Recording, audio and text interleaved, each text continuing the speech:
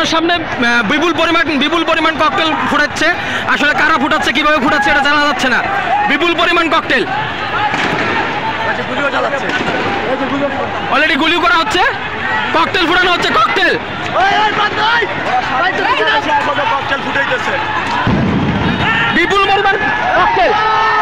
বিপুল পরিমাণ ককটেল ফুটাচ্ছে। জানা যাচ্ছে না আসলে কোথা থেকে, কিভাবে, কে কারা।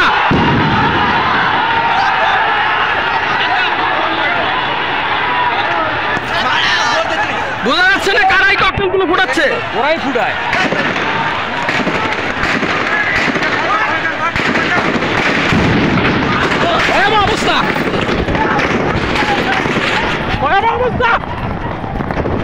অবস্থা চলতেছে।